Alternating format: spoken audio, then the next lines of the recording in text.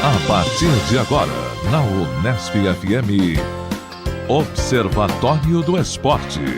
O programa que dá bola a todas as modalidades esportivas.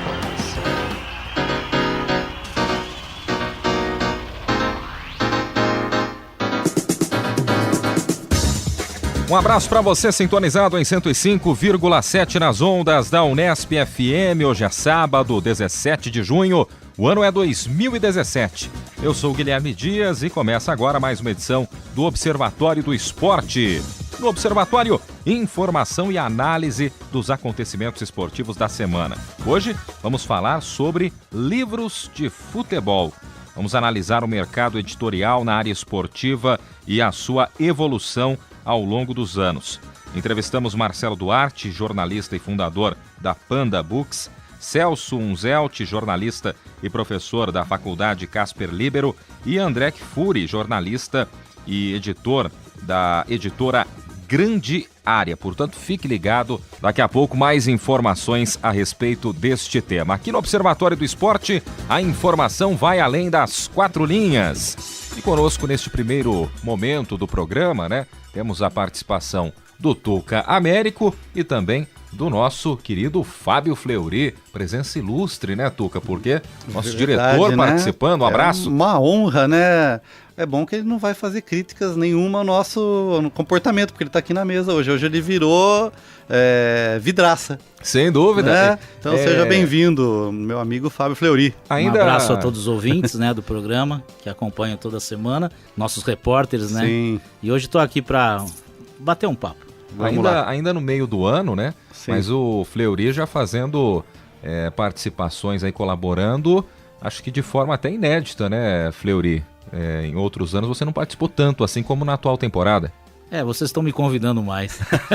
Não, e ele, como diria, eu acho que o Cláudio Coutinho, o antigo técnico, ele é um polivalente. Sim, joga em todas. Joga em todas vai as posições. Na direita, na esquerda, vai de volante. É locutor, comentarista. Tá certo. Que hoje eu vou participar por causa de uma efeméride, 365 dias da Copa do Mundo da Rússia, Tuca? Claro. Quais são os 3 países que estão classificados? Bem, se eu me recordo bem, a Rússia, logicamente. Dona da casa. Dona da casa. O Brasil da era Tite. E o outro me fugiu agora. Eu sei. Você sabe, me fugiu. Qual é, Guilherme? Eu acho que sei. Irã. É o Irã, Acertou. verdade. Agora, o detalhe, o mais curioso. 4 seleções da Europa estão correndo risco. Quais são? São tradicionais adversários do Brasil. Vamos lá. Tenta aí. Eu sei que tem um grupo com Espanha e Itália empatadas com 16 pontos. Uma vai direto para a Copa e a outra vai para a repescagem, então vai correr. Itália você acertou. Vai correr risco. Mas elas estão ali no saldo de gols, Ainda tem o confronto Espanha e Itália na Espanha. Então quem vencer esse jogo dá um passo importante. A Holanda. Holanda que foi terceiro lugar na última edição aqui no Brasil. É uma queda muito importante, Se as eliminatórias acabassem hoje, ela estaria eliminada. Nem na repescagem ela estaria a Holanda. Isso é grave. O outro país, a França. Tradicional. Mas a França já tinha ido mal Portugal. na última Copa. O Zeca Marques que nos dê as notícias em terras lusitanas para saber o que está acontecendo com Portugal. Verdade, Mas Portugal, tem chance ainda. Mas Portugal não vai continuar com a maldição do Cristiano Ronaldo não conseguir sua Copa do Mundo, No meu ponto de vista, o melhor jogador da atualidade, Cristiano Ronaldo, que não consegue ter sorte, vamos dizer assim, no Mundial, Guilherme? Nunca tem um rendimento tão, chega com uma expectativa muito grande, assim como o Messi também. Pode dar as mãos, Também, vamos... A rivalidade espanhola não funciona na Copa do Mundo. Não, vamos torcer para que o Neymar não siga esse mesmo caminho aí de Messi e Cristiano Ronaldo quando o assunto é desempenho na Copa do Mundo. Mas entre as seleções que você citou, Fleury, eu acho que a Holanda é a que tem uma situação mais complicada, Porque tanto França como Portugal, de repente, numa repescagem, o complicado é se França e Portugal se enfrentarem na repescagem, ou de repente França e Itália, numa repescagem valendo vaga para a Copa do Mundo. Aí vai ser... Aí fica aquela história das gerações, O que seria uma geração de jogadores de uma seleção? O que duraria no máximo 2, com muita sorte, 3 Copas do Mundo? O que vocês pensam disso? Três mundiais. 3 mundiais. 3 mundiais. O Messi está indo pro terceiro ou mais já? se não me falha a memória, será a quarta participação. Mas às vezes começa muito jovem também, né? Por exemplo, o que a gente cobrou o Neymar na Copa de 2000 e... Cobramos ele em 2010. Em 2010. Muita gente queria o Neymar e o Ganso. Isso. Né? E que teria potencial para estar no banco daquela seleção. Sim. Né? Então acho que a gente consegue fazer essa conta levando em consideração um jogador muito jovem que faz uma escalada a partir do banco, que está despontando como um possível candidato à seleção, mas que ainda não teria condições, né? Sim. Embora eu creio que naquela Copa o Neymar talvez tivesse até condições de participar efetivamente, né? E só para completar o tema, até para o ouvinte também imaginar e apostar, pergunto para vocês, qual outra situação recorrente que também está acontecendo na Rússia?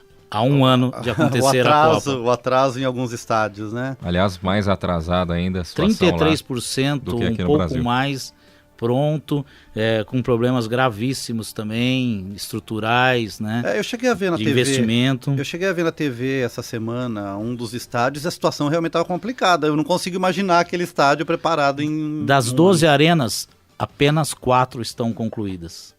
Que são as arenas que vão receber agora a Copa das Confederações, né? Perfeito. Justamente, porque está bem atrasada a coisa. Você citou agora há pouco, o Tuca, sobre o ciclo, né, de mundiais. Sim. Tem o exemplo do Buffon, né? Caso a Itália consiga se classificar, o Buffon esteve em 2002, lá no Japão e na Coreia do Sul, 2006, 2010, 2014 e vai para 2018. Só não me recordo se ele já fazia parte daquele grupo, pelo menos, de 1998 na França. São 5 Copas. Pelo menos, né? Não me recordo se em 98 na França ele estava no grupo. E ainda jogando em alto nível. Sim, o que é surpreendente, né? Foi finalista da Champions, né? Sim, algumas semanas atrás e jogando bem. E aqui, só para finalizar, nesse artigo do UOL que cita essas dificuldades, né, da Copa da Rússia, o quinto item é o mais triste. Sem clima festivo, com esse cenário, os russos não estão em clima de Copa do Mundo. São raros artigos comercializados com o tema do torneio e da temática da discussão do dia a dia, né, sobre a Copa. Então... porque no Brasil, embora tenha acontecido um clima meio estranho por questões políticas e tal, mas quando o evento começou... Sim. Parece que o pessoal esqueceu. Principalmente e foi muito bem, depois do título da Copa das Confederações, né? O Brasil venceu a Espanha por 3-0 na decisão. Deu e aí o pessoal acordou, né? mesmo para a Copa do Mundo. Até então a coisa estava travada. E eu tô feliz que o Brasil não participa da Copa das Confederações, porque se ele participasse, teria chance de ganhar. E todas as vezes que o Brasil ganhou a Copa das Confederações, ele foi uma decepção no Mundial do ano seguinte. Então vamos pensar que essa não participação na Copa das Confederações é um bom presságio. Tá certo. Acho que o pior também para a torcida brasileira. Deve ser uma grana, hein? Assistir a Copa na Rússia para um brasileiro lá não vai ser fácil, não. E quem tá perdendo uma grana é quem de repente poderia transmitir jogos da seleção, né? Ganhar com publicidade e tá perdendo dinheiro, né? Eu vou falar um pouco disso daqui a pouquinho. Tá certo, você está em 105,7 nas ondas da Unesp FM. Este é o Observatório do Esporte. Então vamos para os tópicos do Tuca Américo. Já tem participação também do Carlão Napolitano. Tem muita coisa bacana aqui no Observatório. Vamos lá, Tuca. Vamos lá, então. Essa semana o UOL apresentou uma reportagem que eu acho que ela não teve a repercussão merecida, né? Então eu vou ler a manchete aqui, do dia 10, foi do dia 10 eu acho, dia 10 de junho a matéria. TV alemã denuncia doping de brasileiros e até jogador da seleção brasileira é citado. Então a matéria diz o seguinte, que uma rede de televisão alemã, a ARD, a mesma emissora que denunciou o escândalo do doping russo, né, todo aquele que os russos, a equipe russa foi banida dos Jogos Olímpicos, né, inclusive atletas paralímpicos foram banidos, né? E tem uma revelação que indica que um médico aqui perto da nossa região, de Piracicaba, interior de São Paulo, ele foi filmado por essa equipe alemã, da TV alemã, explicando como ele fazia esse doping de vários atletas brasileiros e que inclusive já existe aí um dossiê de 200 páginas, né? Que foi entregue à Agência Brasileira Antidoping, a ABCD, um relatório de mais de 200 páginas que explicita aí a atuação desse médico, e ele, inclusive, incrimina o lateral direito da Seleção Brasileira, Roberto Carlos, de ter feito ações de doping junto a esse médico da cidade de Piracicaba. Tá? E a matéria da TV chega no final com uma citação muito triste, né? Ela diz que existem falhas no controle de antidoping no Brasil, e a gente já viu aqui o fechamento dos laboratórios da WADA, da Agência Mundial Antidoping no Brasil, e termina a matéria dizendo assim, que o jogo bonito do Brasil também parece ser sujo. Né? O que eu acredito ser uma acusação muito séria, porque está acusando toda essa história, generaliza. Né? Eu acho que não foi até muito honesto, eu posso estar equivocado, a gente não sabe as implicações dessa matéria, mas fica aqui essa denúncia que foi publicada em grande mídia, no portal UOL, e que eu acho que não teve a repercussão necessária. Não sei se vocês ouviram, eu acho que uma denúncia importante, gravíssima. Sim. Né? E que tem que ser bem trabalhada, específica, né? Porque o que você falou, imagine um jogador que atinge um físico excelente para a prática esportiva, que todo dia, né, ele se entrega, se compromete a sua vida a isso, ele ser igualado a alguém que está com doping. É uma injustiça muito grande. Sim. A gente sabe que tem atletas que deixam de fazer muitas coisas para manter, né, uma vida longa no esporte, uma vida ativa, né, e de campeão. Então é muito injusto com esses atletas que sejam comparados com aqueles que usam de substâncias, né, que mascaram não são reais, né? Sim, que vão tentar melhorar o desempenho e tal. E a ideia que a gente tem do Roberto Carlos, que infelizmente é citado aqui, vamos esperar as investigações, ninguém está acusando ninguém, né? Mas o Roberto Carlos é um exemplo de preparo físico, né? De jogador que sempre teve em alto nível, com poucas lesões. Foi uma das referências na Copa de 2002, né? Aliás, nesse mês agora a gente completa 15 anos daquela Copa do Mundo no Japão e na Coreia do Sul, quando o Brasil foi campeão mundial pela última vez. Sim, e o Roberto Carlos é considerado um dos melhores laterais canhotos do Brasil, né? Então acho que aí tem que se investigar, tem que ver, porque pelo que aponta a matéria, a denúncia é extremamente grave. Tuca, mas eu lembro, você já trouxe, né, esse tema outras vezes, você tem um domínio sobre esse tema. E você sempre termina falando algo, que é como que internacionalmente vem essa denúncia e dentro a gente não trabalha isso, né? Sim. Essa fica a questão. Não é muito mais fácil para a gente observar, agir, né? E essa logística isso devia ser de dentro para fora. De dentro para fora, não... do Brasil, não Sim. lá de fora, né? Sim. Então, é aí que fica o problema, eu acho. Falta o que aponta a matéria, essa falta do controle, ou esse controle não tão rígido, ou não com a qualidade esperada que se deveria ser feita dos exames antidoping aqui dentro do país. Uma fiscalização maior. Claro, a gente tinha até pouco tempo um dos poucos laboratórios credenciados pela WADA, pela Agência Internacional Antidoping, para fazer os exames aqui. E a gente sabe que hoje tem uma legislação muito forte, né? Os exames são guardados por 10, 15 anos para justamente denunciar dopings que hoje a gente não tem condição tecnológica para identificar. E que daqui 10 anos isso pode ser identificado. A gente viu vários casos de medalhas olímpicas que são devolvidas. Isso que eu ia falar, que o ouvinte talvez não imagine que se o atleta for pego depois de 10 anos por doping, ele devolve a medalha. O Brasil mesmo ganhou, né? Agora uma de 10, 12 anos atrás. Quer dizer, 100 metros do revezamento feminino. É uma lição, né? Mas que não traz alegria para ninguém. E o que é triste, Guilherme, é o seguinte, o depoimento dos atletas que herdam essas medalhas é de doer o coração. Sim. Porque eles falam, eu perdi uma medalha, como eu não tive a medalha, isso teve um impacto na minha carreira. Sim, eu deixei de ter patrocínio, às vezes até deixei de ter uma... perdi o estímulo, eu deixei de ter o patrocínio, o investimento na minha carreira, o suporte para continuar, para ter continuado a ser atleta, porque eu fui lesado. A premiação não veio no período correto, época correta. Foi aquele exemplo da justiça que falhou. O dano não é recuperado. Que não é recuperado.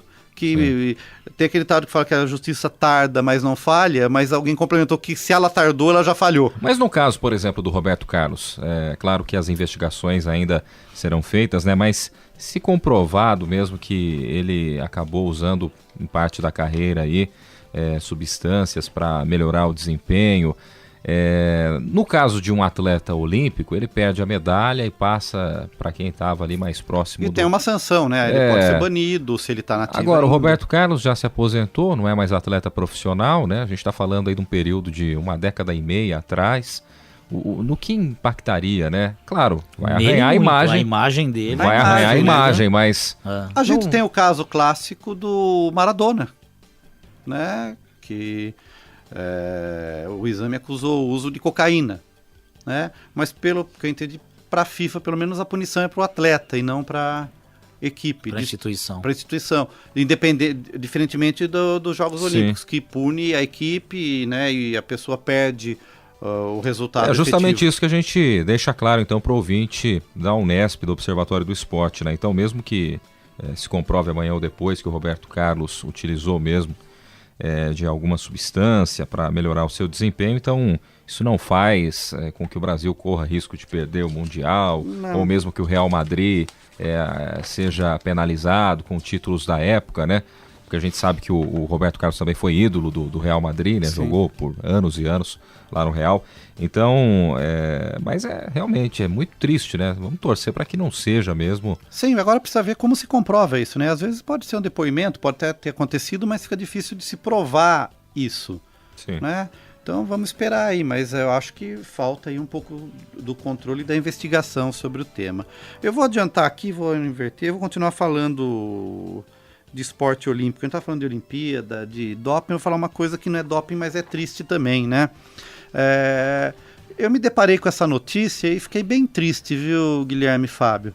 A gente teve agora de pouco aí o campeonato brasileiro, né, de atletismo, o Troféu Brasil, desculpa, né? E a pior modalidade, a modalidade mais fraca do atletismo nacional foi o salto com vara feminino, né? Onde a gente teve aí até pouco tempo a Fabiana Moura, né? Referência na modalidade e tal, né? E para vocês terem ideia, olha só aonde a gente chegou, infelizmente, né? As 3 primeiras colocadas saltaram 4,10 metros. O que quer dizer isso? Esse resultado deixaria elas de fora do top 10, dos 10 melhores resultados do ranking escolar norte-americano. Nossa. Escolar. É pesado. Ou seja, as nossas campeãs brasileiras, as melhores atletas do salto com vara do Brasil, perderiam para as 10 norte-americanas que estão, por exemplo, até o nosso ensino médio. Então isso mostra um certo descaso. Eu queria fazer um comentário. É triste, mas é um reflexo, né? né? Mas e a irregularidade que é o pior. Nós somos campeões olímpicos masculino na modalidade. Sim. Então, quer dizer, né? Deveria ter uma estrutura. Então eu volto aqui a recuperar um tema muito clássico aqui no programa, né? Vamos pegar algumas modalidades que deram certo no Brasil. Né, quem assistiu aí, a gente sempre fala do vôlei, que é uma referência, mesmo com todos os problemas que a gente teve lá de corrupção e tal, as equipes brasileiras de vôlei indoor, né, que jogam dentro de quadra e de praia, conseguem se manter ali, ninguém tá cobrando que seja campeã sempre, mas tá sempre ali no top 4, entre os 4 melhores, 5. E com novos talentos. E com os novos talentos surgindo. Vamos pensar assim, o que seria ideal nas modalidades do Brasil? Que a gente tivesse sempre ali entre os 10 melhores e eventualmente... Vez ou outra ainda belisca alguma coisa. Uma medalhinha, Sim. ganha. Isso seria o esperado pelo tamanho do Brasil, a população, né? Mas não. Mas a gente vê, por exemplo, quando há investimento, mesmo que com corrupção, no caso do vôlei, a gente consegue manter. Quanto tempo o vôlei consegue manter a sua equipe entre os 5 melhores? Vamos falar entre os 10, entre os 5 melhores do mundo. Há 15 anos, sei lá, mais. Né? E assistindo os jogos da Liga Mundial Masculino e o Torneio de Montreux, que ocorreram agora no último final de semana, as seleções continuam jogando em alto nível. Quer dizer, a gente pode não beliscar uma medalha, mas a gente vai estar sempre ali com a esperança. Né? Outro exemplo, a ginástica artística brasileira. Quando teve investimento lá em Curitiba, trouxeram o Oleg Ostapenko, a gente conseguiu criar uma geração, né? Que teve reflexo até os últimos Jogos Olímpicos aqui no Brasil, que a gente conseguiu medalhas e algumas apresentações de atletas que foram importantes. Sim. Então acho que falta, na verdade, o basquete agora parece que vai criar um centro de treinamento aqui no interior, talvez em Campinas, né? Então quando você tem uma estrutura e uma equipe cuidando desses atletas, você consegue ter um resultado eventual, né? Ou ter atletas participando, em alto nível. Agora, quando chega nessa situação de que a gente olha uma modalidade, no caso aqui o salto com vara feminino, que há pouco tempo a gente tinha chances efetivas de medalha e hoje nossos atletas não conseguem competir num campeonato escolar norte-americano, alguma coisa está muito errada. A queda é acentuada, né? E a gente sabe que não falta potencial de atleta, tá? Então acho que isso é muito triste. E você falou de basquete, né, Tuca? Guilherme, Napolitano... Quem é o cara que manja de basquete aqui, né? Todo mundo sabe um pouquinho, mas quem domina o assunto basquete é o nosso querido Carlo Napolitano. Vamos chamar o Carlão? Vamos lá, Carlo Napolitano. Um abraço para você, meu querido. Olá, amigos do Observatório do Esporte, amigos da mesa, amigos ouvintes. Infelizmente não pude essa semana participar das gravações do Observatório aí dos estúdios da Unesp FM, mas vai aqui um comentário esportivo da semana, para que vocês possam aí debater na mesa e apresentar as suas opiniões para os nossos ouvintes. Obviamente vou falar de basquete, né? O Basquete Bauru acabou empatando a série nas finais do NBB, levando ao 5º jogo, que acontecerá logo mais em Araraquara, empatando a série por 2-2. Então o time de Bauru está de parabéns aí pelo empate, vamos esperar esse próximo jogo de logo mais, esperando obviamente que Bauru consiga fazer 3-2 e trazer o título tão esperado aí na terceira tentativa aqui para Bauru.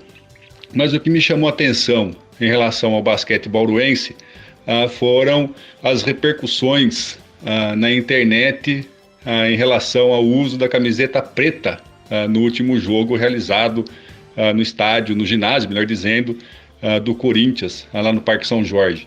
Eu achei uma bela de uma estratégia de marketing, no entanto um pouco tardia, do time de Bauru, para usar o terceiro uniforme da equipe, o uniforme preto, homenageando o time do basquete do Corinthians, um time tradicional, que possivelmente volte brevemente a disputar campeonatos de ligas importantes. No entanto, os torcedores bauruenses, alguns torcedores, se manifestaram contrários a essa atitude do Bauru Basquete, alegando que seria uma pressão do Corinthians para que o time não jogasse de verde, né? Obviamente pelas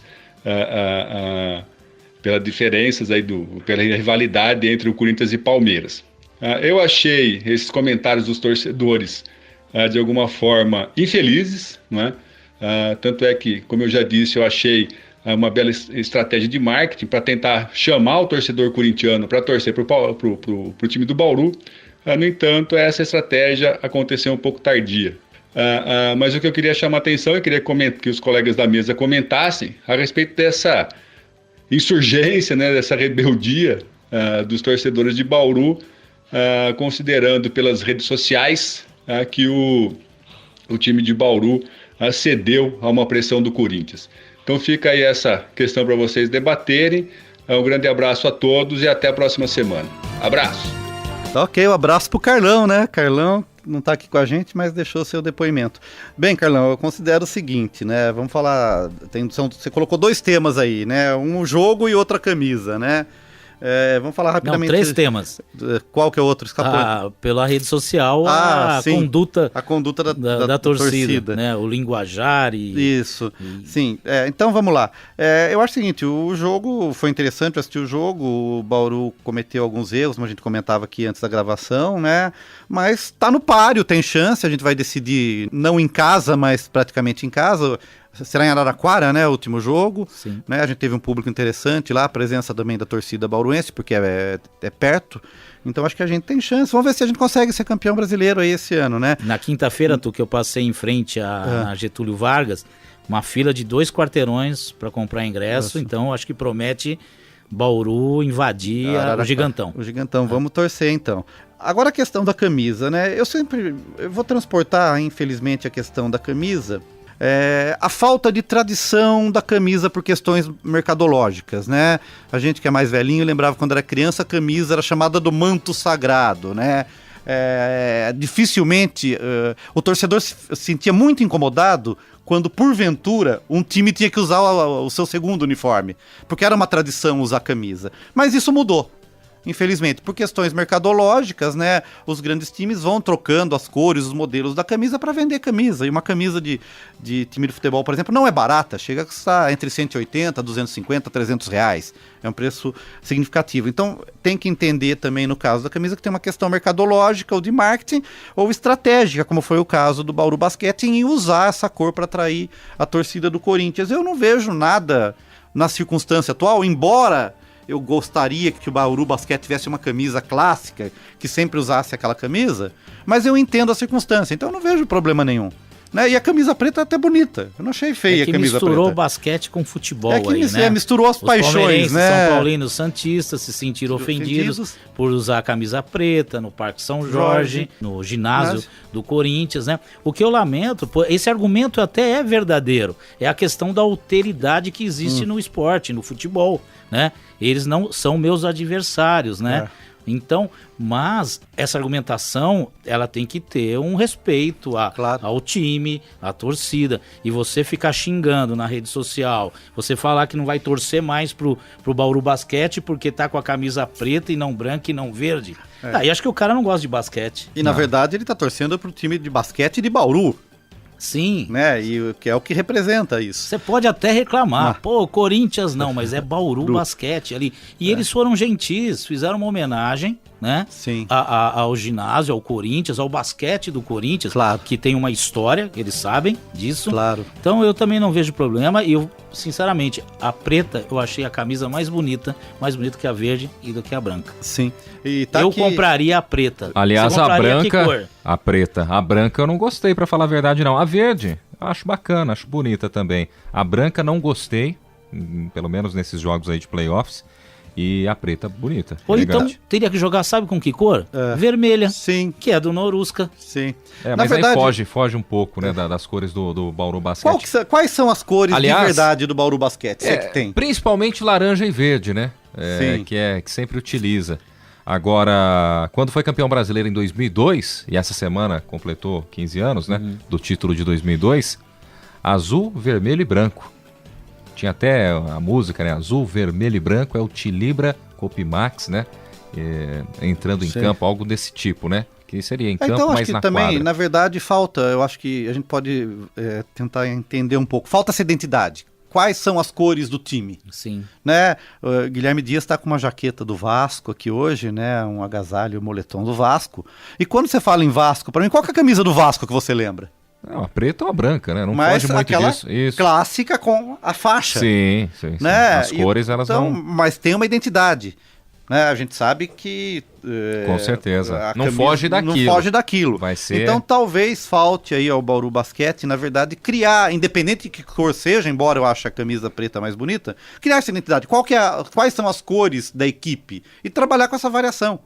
As cores, se não me falha a memória, é azul, branco e laranja, né? Mas essa homenagem aí que foi feita ao Corinthians irritou muita gente, pra mim, sem nenhum motivo, porque mesmo os clubes tradicionais hoje do futebol brasileiro trabalham com seu uniforme número 3, fazem referências à década de 30, de 40, de 50, então não vejo porquê. Pode reclamar, não pode ofender. Sim, claro, fechamos assim. Fechamos assim. Então, 14h, logo mais, tem o quinto e decisivo jogo lá em Araraquara, decisão do NBB, partida entre Bauru e Paulistano. Quem vencer fica com o título. Bom, seguimos com o nosso querido Tuca Américo. Sim, temos mais um assunto importante para discutir, né? Essa semana o Brasil fez 2 amistosos, né? Creio que amistosos que foram importantes para o Tite, mais para testar a seleção, colocar jogadores, né? E o Brasil perdeu para a Argentina de 1-0. O jogo foi bem equilibrado, não chegou a ser uma vitória da Argentina que fosse ofensiva ao resultado que o Brasil alcançou dentro de campo. Achei até que o Brasil jogou melhor. Eu achei melhor, né? Fazia tempo que eu não vi aquelas 2 bolas na trave seguidas, né, tal. Mas resumindo a ópera aí, quem se deu bem foi a Argentina, que estava em crise, então o Brasil continua na mesma, não mudou nada, e a Argentina pelo menos trouxe uma tranquilidade para a Argentina. Né, renovar o balão de oxigênio da Argentina. Claro que nas eliminatórias essa tranquilidade não existe, mas se você vence o Brasil, o seu grande adversário, né, acaba dando um pouquinho mais de gás para a sequência do trabalho. Mas o ponto que eu queria tocar, na verdade, né, que me chamou a atenção para discutir isso aqui junto com vocês, é a questão das transmissões, né, que foram feitas pela CBF, a CBF que teve equipe técnica, que fez a transmissão lá com a equipe, inclusive o Pelé comentando como sempre, né? Não creio que foi um comentário muito aprofundado do Pelé, mas o Pelé é o Pelé, então a gente sempre escuta, né? Mas o que eu queria destacar, 2 coisas. Não sei vocês, mas eu tentei assistir pela internet o jogo, onde eu estava, não estava com uma televisão na hora, e tentei assistir tanto pelo UOL, que propagou de forma muito intensa que transmitiria os jogos, e não consegui o sinal, estava sobrecarregado a transmissão, o site. E tentei também assistir pela CBF TV, diretamente pelo site da CBF, e também não consegui, travava a transmissão toda hora. Isso foi o jogo da sexta contra a Argentina.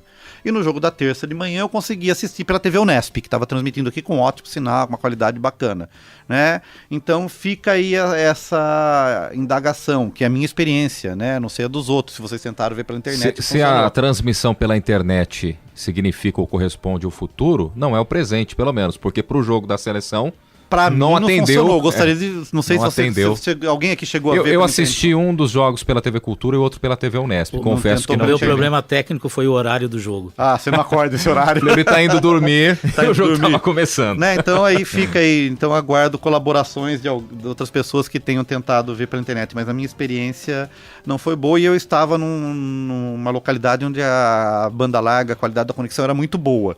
Então eu tendo a pensar não era esse o problema. E agora, decorrente disso também, né, a CBF está preocupada porque ela precisa resolver o impasse dela com a Globo para a transmissão de todos os jogos, né, da seleção. Porque a Lei Pelé diz que todos os jogos das seleções brasileiras de futebol, em competições oficiais, devem ser exibidas em rede nacional aberta, com transmissão ao vivo e inclusive para a cidade onde o jogo está sendo realizado. Está acontecendo.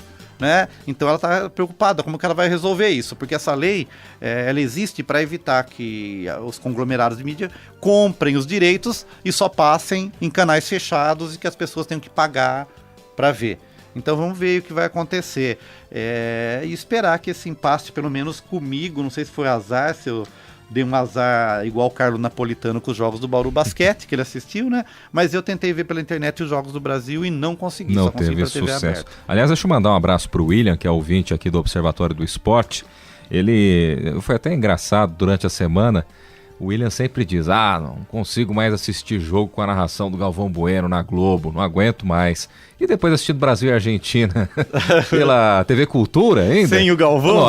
Mas jogo da seleção sem o Galvão não é a mesma coisa. Então, ruim, viu, William? Pior sem ele. A locução foi do Nivaldo Prieto, sim, né? Sim. Foi meu amigo em 1988 na Rádio Nova Eldorado AM. Ele era locutor de FM. Olha aqui, né? E com comentários do Denilson e do Pelé. Sim. Né? A transmissão, pelo menos quando eu assisti pela TV Unesp, a qualidade estava muito boa, a qualidade de áudio e vídeo. E mesmo na narração, nos comentários, foi um trabalho bacana. Sim, que para nós, né, estamos acostumados com sempre Galvão Bueno, com o Casagrande, enfim, é diferente. Não é nem bom nem ruim, mas acho que diferente é a palavra que define, né? Eu sinto falta do Milton Leite. Tá certo. Você está em 105,7 nas ondas da Unesp FM. Só antes da gente entrar na matéria da semana, né? Passando aqui pela rodada do Campeonato Brasileiro da Série A. Hoje teremos às 4 da tarde Atlético Goianiense e Atlético Paranaense. Também hoje, mais às 7 da noite, Vasco da Gama e Avaí. E às 9 da noite, o Santos joga no Pacaembu contra a Ponte Preta. Amanhã, 11 da manhã, a bola rola para Coritiba e Corinthians, lá no Couto Pereira. Neste domingo, às 4 da tarde, tem Fla-Flu, Fluminense e Flamengo, São Paulo e Atlético Mineiro, Bahia e Palmeiras, Chapecoense e Botafogo. Também amanhã, só que 7 da noite, o Sport Recife pega o Vitória. E na segunda-feira, fechando a rodada, 8 da noite, teremos Cruzeiro e Grêmio. Jogo interessante, hein? Sim, Cruzeiro e Grêmio, 8 da noite na segunda-feira. E reforçando, né? 2 da tarde, Jogo 5, decisão do NBB, lá em Araraquara, Bauru e Paulistano. Vamos então para a matéria da semana. A locução é de Isaac Toledo. Observatório do Esporte. Confira a reportagem da semana. Um tema em debate.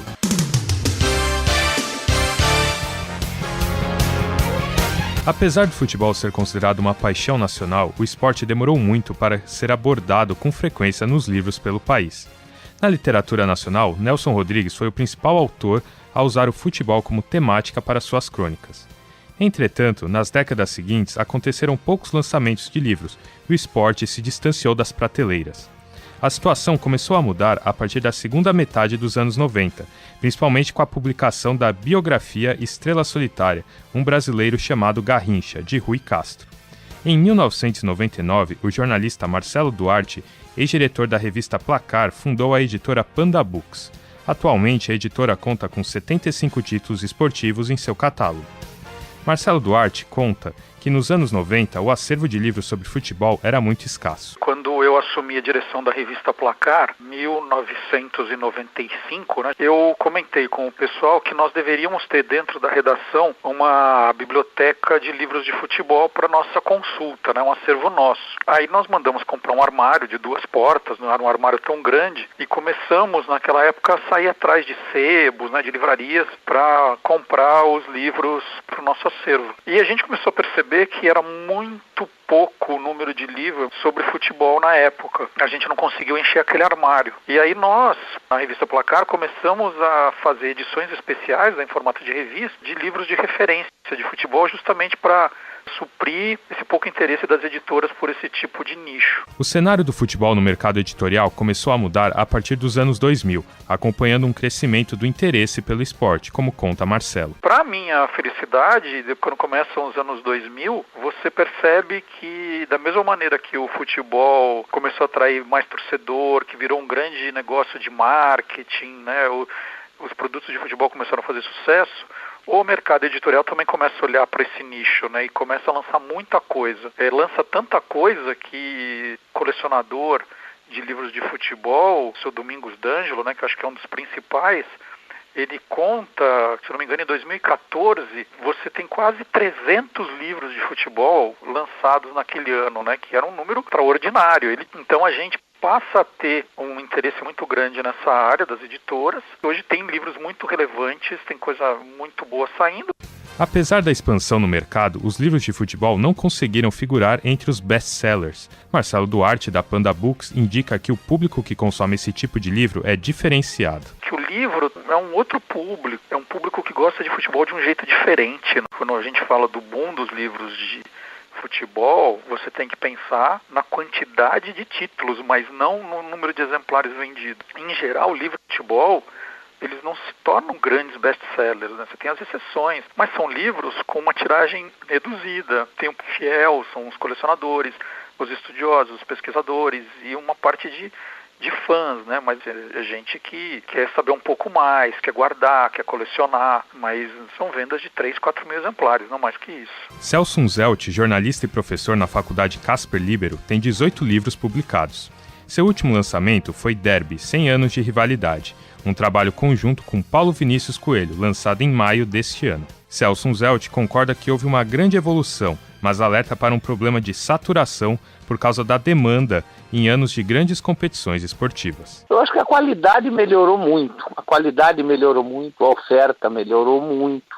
Eu digo melhorou em relação a 30 anos atrás, vamos pegar 20, 30 anos em que você tinha menos livros sobre esporte. Hoje você tem mais livros em determinados momentos, como anos de Copa do Mundo, de Olimpíadas, você tem uma demanda, até na minha opinião, excessiva, Muita gente procurando o mesmo público, e é por isso que talvez esses livros não alcancem o sucesso que se espera, porque é um público restrito, e aí você está saturando esse mercado, Saturando mesmo o público com um número de obras que talvez ele não tenha nem condição de adquirir todas. Então acaba tendo que fazer escolhas, e aí você perde muita gente que seria interessada em condições normais, que você não tivesse overdoses como na época de Copa do Mundo, por exemplo. Para o jornalista e professor universitário, a área esportiva sofre com um problema que é comum no mercado editorial como um todo: a má distribuição. Agora, eu acho que os problemas são os mesmos que afligem qualquer tipo de produção literária, no Brasil. Distribuição, mercado restrito. Ultimamente está acontecendo um fenômeno, e eu acho que o nosso grande desafio é chegar às pessoas que realmente querem os nossos livros. Às vezes acontece um fenômeno de muita gente perguntar para mim onde encontra os meus livros e a pessoa simplesmente não acha, porque tem os problemas de distribuição que atingem os livros em geral. Acho que até que tem um paradoxo, né? Tem um nó aí para as editoras e para as distribuidoras resolverem. Elas dizem que o livro não vende, mas muitas vezes o livro não chega à pessoa que quer. Acho que uma dessas possibilidades hoje é a rede mundial de computadores, as redes sociais. Acho que tudo isso tem facilitado para que a gente chegue nesse público específico que quer justamente a demanda do que a gente produz, no caso, livros de esporte. O primeiro livro de Celso Zelt, Almanac do Timão, foi publicado em 2000.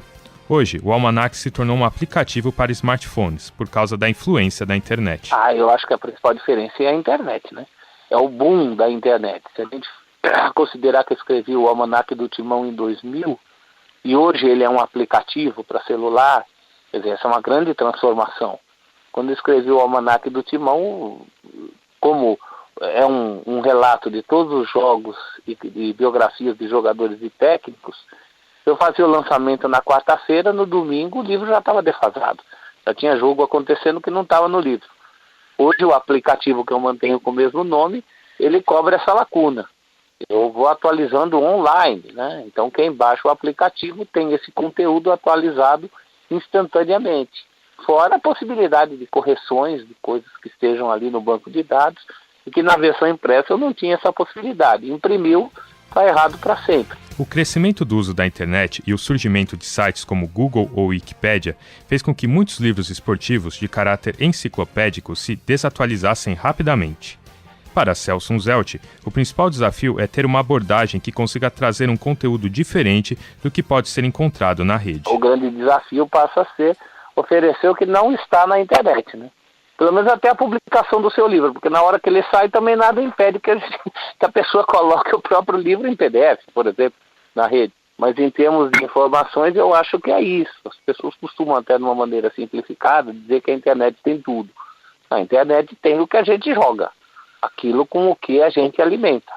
Sempre haverá algo específico, caminhos diferentes, e eu acho que, especificamente no caso do esporte, para que eles façam sentido, eles têm que partir para esse lado, né? Não pode ser um grande catadão do que a gente acha dando um Google, porque o Google o leitor também tem. Você tem que dar algo a mais. Você tem também a possibilidade da edição. O que é a edição? É uma formatação que você está oferecendo de uma maneira que a pessoa até poderia chegar a isso, mas levaria muito tempo de vida, levaria um conhecimento que talvez a pessoa não tenha. E nós, como escritores, como jornalistas, temos esses detalhes.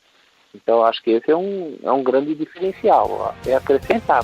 Baseado nesse cenário, surgiu em 2015 a editora Grande Área, a primeira editora do Brasil especializada em publicações sobre futebol.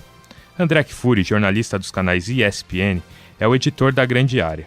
André comenta os objetivos e a missão da editora. E essa é uma das missões, se não for a principal missão da editora Grande Área, ou seja, qualificar o debate sobre futebol com essas ideias que são provenientes de ambientes muito avançados em relação ao próprio ambiente do futebol brasileiro, para que o público tome conhecimento e descubra que existe um caminho a ser perseguido em relação a qualquer aspecto do jogo e que isso acabe se transformando em ferramenta para impulsionar o futebol brasileiro no sentido certo e acelerar aquilo que vem sendo feito da maneira correta. Eu não quero entrar num debate sobre cultura futebolística, porque é evidente que você não deve se preocupar em copiar aspectos, mas a gente está falando sobre transferência de conhecimento, e isso é algo sempre válido. E eu tenho uma informação para te passar que times importantes do futebol brasileiro tiveram sua atenção chamada para determinadas coisas e puderam aplicar essas possibilidades nos seus próprios treinamentos. E como eu te falei, se os livros lançados pela Grande Área puderem qualificar essa conversa, tanto no público quanto em relação a quem trabalha no futebol diretamente, a editora vai ter cumprido uma missão muito importante. Kfouri também fala sobre as motivações para a criação da empresa. Foi basicamente uma indignação, entre aspas, né, no sentido positivo, de ter de comprar esses livros ou pela internet em versão eletrônica, ou quando estavam viajando, ou quando alguém saía do Brasil e passava numa livraria. Quer dizer, um processo que faz com que o livro demore para chegar na mão das pessoas, e também uma vontade de oferecer ao leitor brasileiro que gosta desse tipo de obra o livro em português, feito aqui de maneira muito mais caprichada, digamos assim. Para o editor da Grande Área, existem grandes diferenças entre o mercado editorial esportivo no Brasil e na Europa, em que os livros são mais populares e surgem lançamentos com maior frequência. O mercado editorial de futebol na Europa é uma área efervescente no que diz respeito a livros. Novos títulos são lançados com uma frequência assustadora até.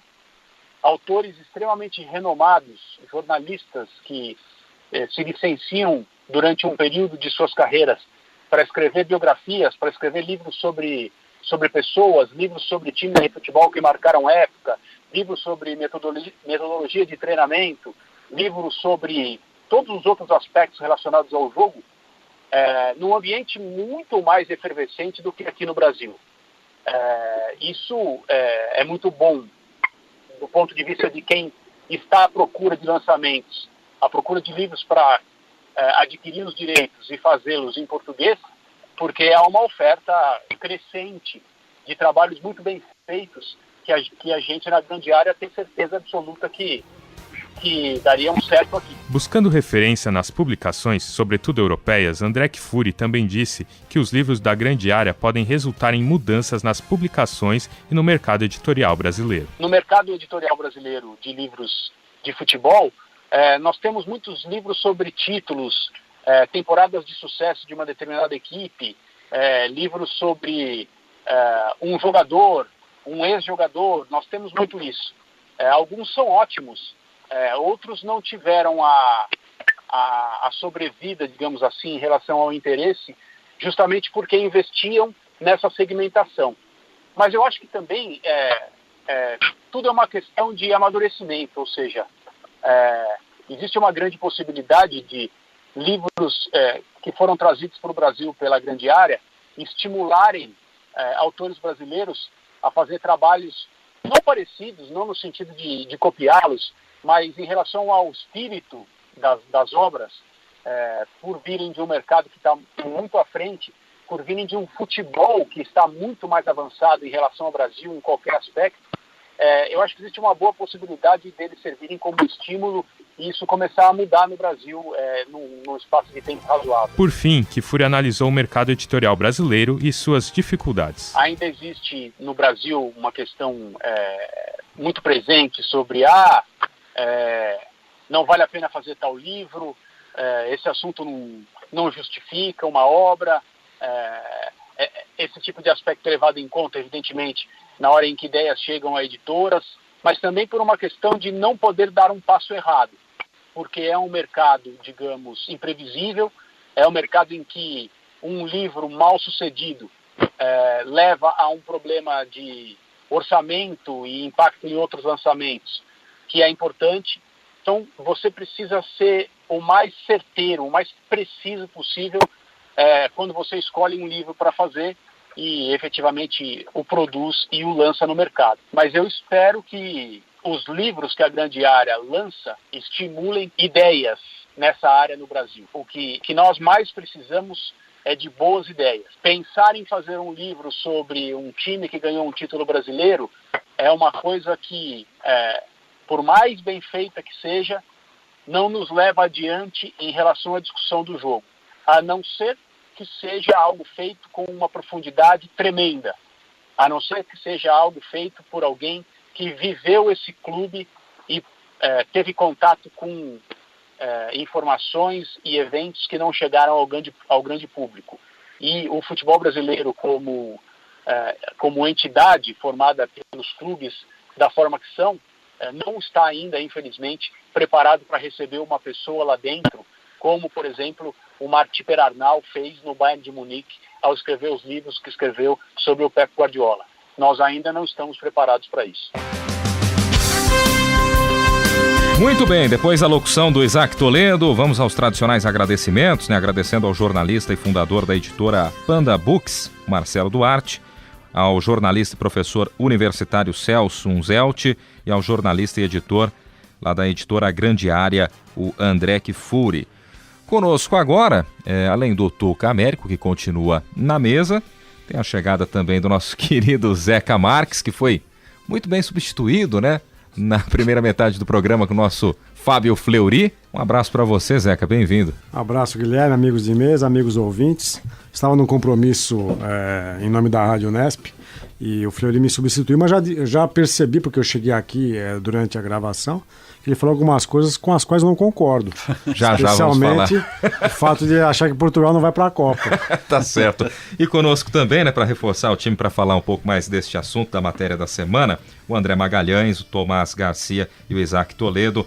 Começa justamente com o Tomás Garcia. Fala um pouquinho então desse conteúdo que foi feito para essa semana e da evolução do mercado aí de livros que tratam sobre o esporte, em especial do futebol, mas comparando com o continente europeu, essa evolução não é tanta assim, né? Um abraço para você, Tomás. Olá, amigos da mesa, olá, amigo ouvinte. Realmente, eu concordo com tudo que foi falado pelos nossos entrevistados, né? É notável que de uns anos para cá houve uma evolução no mercado dos livros, sobretudo os esportivos, né? E tomando como base um comentário do Marcelo Duarte, que ele disse que, em média, são vendidos de 3 a 4 mil exemplares de cada livro sobre futebol, né? E na conversa com o André Kfouri, ele passou pra gente a informação que o livro Guardiola Confidencial, que foi lançado em 2015, foi o primeiro livro da editora Grande Área, hoje ele já vendeu pouco mais de 20 mil exemplares, que é um número assustadoramente grande perto, se for comparar com outros livros esportivos, né? Mas esse crescimento, essa melhora ainda acontece de forma tímida, também pelo fato de ser um público restrito, né? Meio segmentado, como os nossos entrevistados também destacaram. Só quem realmente se interessa muito por esporte, por futebol, que vai acabar indo atrás desse tipo de produto, né? Por mais que hajam diversos livros bons, muito bem escritos, seria mais para quem gosta mesmo. Eu tomo como exemplo uma experiência minha mesmo, quando eu li o Guardiola Confidencial.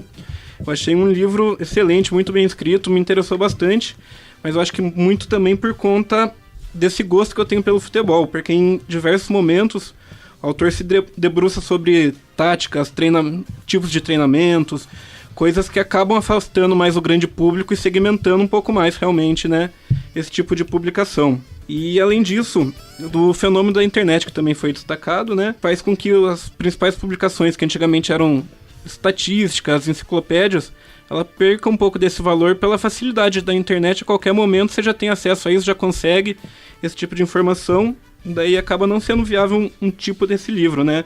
Por isso que eu acho que o mercado também partiu um pouco para se reinventar, partir um pouco para os livros sobre táticas, biografias, um aprofundamento maior mesmo do jogo, né? Não só como a editora Grande Área vem fazendo. Em 2014, o Paulo Vinícius Coelho já publicou o livro Taticamente, né? Que já vinha um pouco com essa mudança. E eu acho que é isso. Um pouco por causa da internet, a gente ainda está vivendo. Então a gente não sabe exatamente o que vem. E as editoras que tratam de livros esportivos, elas estão se reinventando, né, nesse momento. Sem dúvida nenhuma. Bom, vamos ouvir também o nosso querido André Magalhães, né, para falar um pouquinho do tema, ele que colaborou com o conteúdo desta semana. E também gostaria que você falasse, em ano de grande evento esportivo, tem mesmo essa saturação no mercado? O que você pensa a respeito desse tema? Um abraço. Olá, Guilherme, olá, amigos da mesa, olá, ouvintes. Pois eu acho que realmente, principalmente a Copa do Mundo, ela atrai, né, que saiam mais produtos futebolísticos, não só em livros, mas às vezes até mais documentários, filmes, reportagens que juntem o futebol com outras áreas. Então tem essa demanda muito grande, né, de tentar utilizar o embalo, e eu acho que até mesmo o fato de ter tido a Copa do Mundo aqui no Brasil impulsionou ainda mais essa produção, né?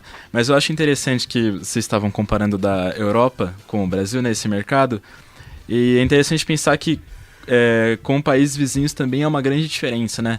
Recentemente eu tive a oportunidade de passar 1 mês e meio na Argentina, e passando por livrarias eu comecei a notar que eles dão uma abordagem para o futebol muito maior do que se dá aqui na parte dos livros. Eram prateleiras assim, extensas com... Eu ia justamente comentar, porque eu morei lá também, e sim. Nosso amigo Sérgio Bruno Trivelato, quando precisava de livros, ele sempre em viagens à Argentina, ele voltava com a mala cheia de livros, né? Porque lá tem uma tradição. É uma variedade muito grande. Né? Os jornalistas esportivos têm vários livros publicados, tem as biografias, histórias de todos os clubes. É muito interessante. É um mercado editorial bem mais amplo que o brasileiro. E, inclusive, né, só um pouquinho mais questão da Argentina, o que eu percebi lá também é que figuras do futebol estão fugindo só dessa área dos livros para outros campos da literatura, como, por exemplo, existe um livro chamado Bola de Papel em português, que é um compilado de contos escritos por jogadores na intenção de querer levar a literatura para todas as comunidades, utilizando o futebol como a temática entre isso. E são contos muito bonitos, eu comprei quando estive lá, tendo de nomes muito famosos do futebol argentino como Aimar, Cavenaghi, Sampaoli, né, que hoje é o técnico da Argentina. E também tem livros de sucesso no campo da autoajuda. O Horácio Elizondo, que por muito tempo foi considerado um dos melhores árbitros do mundo, e apitou a final de 2006 entre Itália e França, e coube a ele a responsabilidade de expulsar o Zidane após a cabeçada no último jogo da carreira dele. E o Horácio Elizondo escreveu um livro de autoajuda sobre como se controlar e tomar decisões em momentos importantes. Então, num país vizinho, a gente vê que o cenário já é muito distante, o Brasil ainda engatinha, né, nessa questão, até porque, como nossos entrevistados falaram, começou a crescer a partir dos anos 2000, então tem muito a ser discutido, principalmente a parte tática, né, que a gente começou a reparar que antigamente discutia muito pouco de tática, o pessoal meio que deixava isso de lado para falar que o Brasil é o país do futebol, tinha essa ideia que não precisava disso. E agora, evidentemente, depois dos recentes acontecimentos, inclusive na Copa, surgiu essa necessidade da tática e está começando agora a ser abordado. Tá certo. Isaac Toledo, que foi o locutor da matéria dessa semana, fala um pouquinho também a respeito do tema. Um abraço para você. Abraço, Guilherme, abraço a todos, ao amigo ouvinte. Eu fiquei responsável por entrevistar o Marcelo Duarte. E quando ele comentou que o livro preserva o jornalismo, a partir da pergunta que eu tinha feito do jornalismo esportivo ter virado entretenimento, eu fiquei bastante contemplado, porque realmente você não pode escrever um livro como a biografia do Guardiola simplesmente baseando no que já foi produzido ou no que está na internet. Você tem que se dispor a procurar, a entrevistá-lo, a encontrar o que não foi dito ainda, o que ele pode agregar ao fazer que algo todo novo. mundo já conhece. Exatamente, fazer algo novo. E isso, para mim, para o Tomás, para o André, que estamos aí quase nos formando jornalistas, é importante que a gente tenha isso em mente para não fazer mais do mesmo e para a gente se destacar. E com relação à produção futebolística, eu acho que um dos livros que eu li que mais gostei foi o Brasil Futebol em Campo, do Alex Bellos, que é um livro que conta histórias, folclores do futebol brasileiro, o que é muito bacana. Como jornalistas, darmos a notícia, a informação, nós também contamos histórias. As fontes que nós entrevistamos são personagens. Elas têm uma história para contar, a gente pede que elas contem as suas histórias. Então, nesse livro, ele conta a saga de 3 jogadores de futebol do Brasil que foram para a Islândia tentar a sorte e mostra como foram a vida deles, como era antes, como era depois. Porque muitas vezes tem a noção de que o futebol é só o que a gente vê no Campeonato Brasileiro, é só a Copa do Mundo. Mas acho que 90% da realidade do futebol brasileiro são esses pequenos jogadores, que nem o Tuca trouxe, que se transferem lá para Tailândia, para Portugal, vão para a Islândia tentar a sorte, porque só sabem fazer isso praticamente, ou só cresceram fazendo isso, não desenvolveram outra habilidade. Então a literatura esportiva no Brasil tem esses pontos de referência muito bons, que nem os meninos citaram, e esse livro eu acho que quem também quiser se aprofundar, gostar do futebol além das 4 linhas, que nem a gente tem o slogan aqui, é um ótimo exemplo. Legal. Zeca, gostaria que você falasse um pouco mais também desse Zeca, tema, que é autor né? de livros, sim, né? E que pode falar com propriedade a respeito do tema dessa semana, né? Eu queria apontar algumas coisas. Quando a gente fala de livros sobre futebol, há vários tipos de livros, né, várias categorias e gêneros, e às vezes tudo isso é englobado no que se chama a literatura do futebol sobre futebol. Então, só para conceituar, a literatura sobre futebol, ou a literatura do futebol, seria o livro de ficção, os livros ou as crônicas, como vocês citaram, do Nelson Rodrigues, mas também na ficção literária começou a haver uma presença forte do futebol nos últimos anos. Ainda tímida, mas aí há alguns que dizem que o futebol por si só já é ficção. Porque quando o jogo começa, a gente não sabe como ele acaba. Ele já é uma narrativa meio fabulosa e não tem script. Então aquilo vai se desenvolvendo aos nossos olhos. Então por isso que livros sobre futebol ou cinema sobre futebol seria um pouco redundante, porque o futebol em si já teria um grande conteúdo, um grande potencial narrativo, potencial narrativo ficcional. Sim. Né?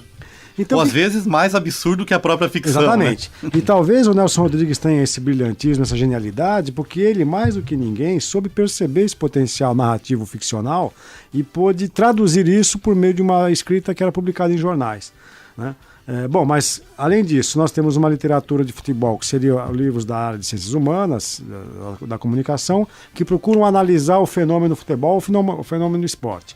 E além disso, haveria aquela outra produção menos acadêmica, um pouco mais comercial, que envolvem as biografias sobre personalidades, livros de táticas, livros sobre história do clube A, do clube B, almanaque. O Celso Zelt, um dos entrevistados, ele cunhou, né, ele criou um paradigma no Brasil de fazer os almanaques, que é uma coisa que agrada muito ao aficionado de esporte, que é a compilação de resultados com estatísticas, com dados históricos e por aí vai. Então nós temos várias categorias de livros sobre futebol. Os que mais me agradam são os que vêm das ciências humanas e da comunicação, analisando o fenômeno. Né? E aí eu queria só pontuar algumas coisas que para mim são importantes. Né? Por uma questão talvez ideológica, acadêmica, o futebol e o esporte ficou negligenciado na academia brasileira até os anos 80. Porque era visto como o ópio do povo, uma leitura muito neomarxista, isso daqui aliena, isso daqui é para prevalecer uma luta de classes, o opressor sempre oprime, o oprimido é sempre oprimido e por aí vai. Mas a partir dos anos 80, especialmente no Rio de Janeiro, tem um livro fundamental, né, um livro seminal do Roberto da Mata, ele é um dos organizadores, que é o Universo do Futebol. É a primeira vez que a academia brasileira olha para o futebol como um fenômeno acadêmico de estudos. Né? Então Roberto da Mata começa ali a problematizar as questões que envolvem o futebol brasileiro. E um outro texto importante dessa publicação da Simone Laudi Guedes, outra pensadora importante.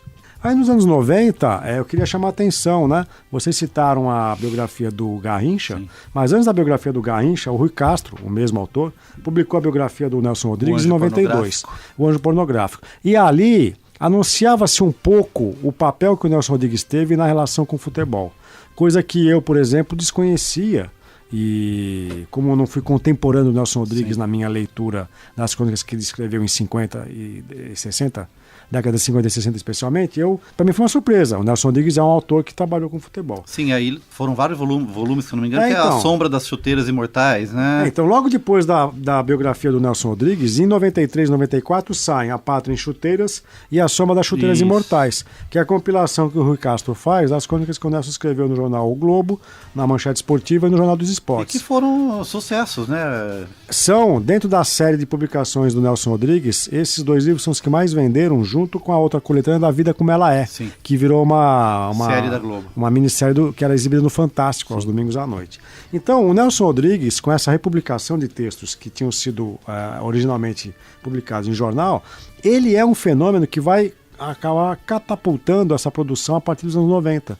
E aí nós temos um outro marco que é importante de ver como é que o Brasil, a academia, a comunicação, passou a olhar para o futebol com outros olhos. É o filme Boleiros, que é lançado em 98, às vésperas da Copa da França, quando havia a expectativa de que o Brasil era a seleção para conquistar o Penta de maneira inexorável, porque era um time em que estavam jogando juntos Ronaldo Fenômeno e Romário, que foi cortado às vésperas da Copa. O filme Boleiros é a reconciliação do cinema brasileiro com o futebol, coisa que estava sepultada há muito tempo.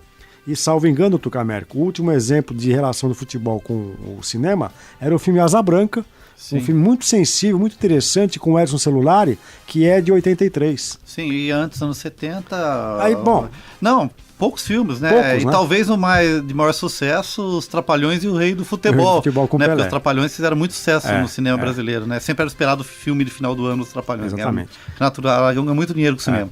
Então, o futebol vai inundar não só a produção do mercado editorial, né? Acho que é melhor falar mercado editorial, porque aí abrange todos os gêneros de escrita, e também o cinema e a publicidade. E esse é um fenômeno interessante. E aqui cabe, acho que é digno de nota, que no Rio de Janeiro existe uma editora e livraria, né? Quase raro falar que existem livrarias, sim, hoje, mas é a livraria Folha Seca, que pertence a um amigo meu, que é o Rodrigo Ferrari, que mantém um espaço dedicado ao que ele chama de assuntos cariocas. É sobre samba e futebol. Então, é o maior acervo de venda hoje de livros sobre futebol. A livraria Folha Seca, na Rua do Ouvidor, no centro antigo do Rio, perto ali do Paço Imperial, onde foi a sede do governo Dom Pedro, quando o Brasil se tornou independente de Portugal. Tá, Zeca, eu vou aproveitar um pouco o tempo que eu tenho, a gente tá no fim já, para que você fale um pouco, porque a gente faz parte um pouco desse universo, né? Então eu queria que você falasse um pouquinho, rapidamente, pra gente finalizar, as publicações do GCF, né? E do nosso grupo, que em termos de futebol, que nós temos vários livros publicados sobre o tema também. Temos vários livros. O último é um e-book que é sobre a Copa do Mundo de 2014, chama-se A Copa das Copas, interrogação. E nós estamos agora em gestação de um novo livro, um e-book que deve ser lançado até o final do ano, que é sobre os Jogos Olímpicos 2016. E os membros do GCF, obviamente, participarão dessa publicação. E o nosso grupo faz um pouco isso, contribui também para esse mercado editorial, apesar de nós não vendermos livros, porque é uma universidade pública e os livros são oferecidos à comunidade de maneira gratuita. Legal, e você ouvinte do programa que acessa as redes sociais, curta a nossa página no Facebook, o endereço é facebook.com/Observatório do Esporte. Acesse também o blog do nosso programa, o endereço observatório do esporte unesp.blogspot.com.br.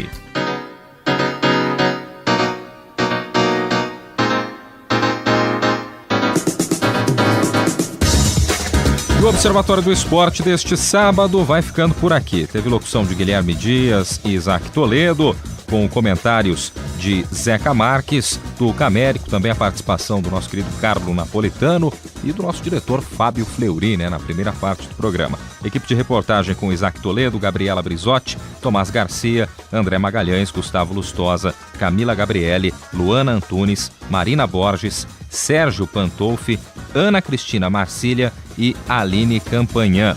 Direção Fábio Fleury, produção técnica Paulo Pepa. O Observatório do Esporte é uma atividade de extensão do GCF, Grupo de Estudos sobre Comunicação Esportiva e Futebol da Unesp. Para você, um grande abraço, obrigado pelo carinho da audiência e até a próxima. Observatório do Esporte, informação além das 4 linhas.